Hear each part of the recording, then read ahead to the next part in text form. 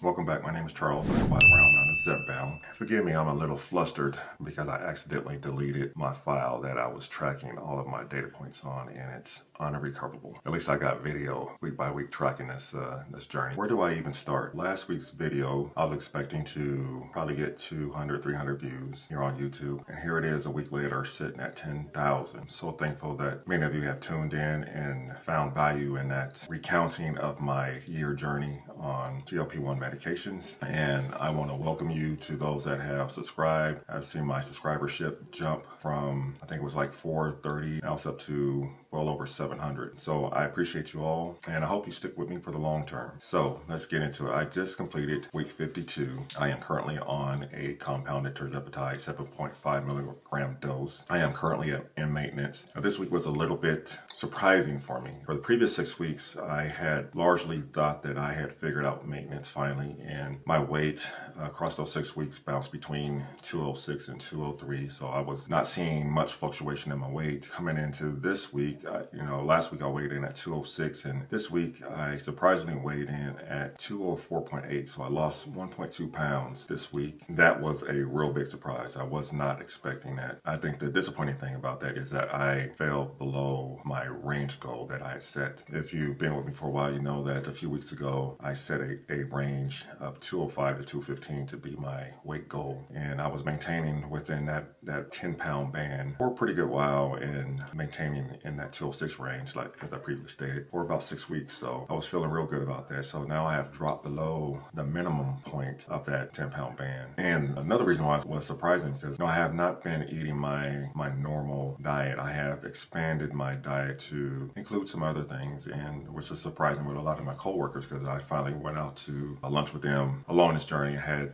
declined because I wanted to eat specific foods while on this journey, to make sure that I was doing everything that I needed to do to either lose weight on this journey or maintain. But I start feeling more comfortable about eating other things outside of what I would call a bariatric patient food program. So, this past week I've had fried chicken, I've had catfish, I had burgers. Yesterday I had pizza for lunch. I've had candy and chips and things of that nature. Just not I hadn't gone overboard on those things, but those are things that I've had which were not previously in my diet, I would say 2 months ago, 3 months ago. So I have loosened up in that regard. So I was expecting to either maintain or maybe lose 2/10 of a pound, or gain 2/10 of a pound. So it was surprising for me when I jumped on the scale yesterday morning and the number said 204.8. And I'm not upset, I'm not disappointed about that. It's just one thing that I have to manage along the way. I'm trying to maintain a weight to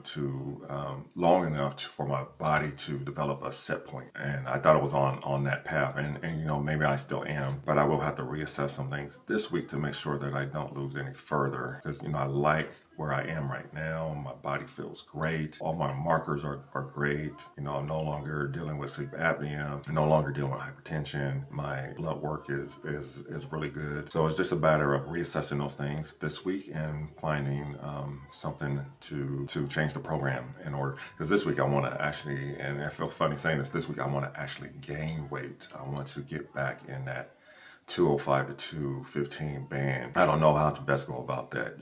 Do I just not work out this week, which is something that I would not have thought of across these 52 weeks until now. I have toyed with, I have experimented with reducing the amount of my workout, and that's in terms of the number of days and in the time that I am working out. So doing a shorter time frame of a workout, but also having that be a little more intense, so I can get a great benefit from that workout. I guess back to the drawing board. So at 204.8, that means I have now lost 110.3 pounds, and that is exactly 35% of my starting weight from January 12th of 2024. And again, my body feels great. I'm about somewhere in the neighborhood of 19.8% body fat. I have great muscle mass. I have recomposition of my body, and I love what I see when I look in the mirror, and I don't want to go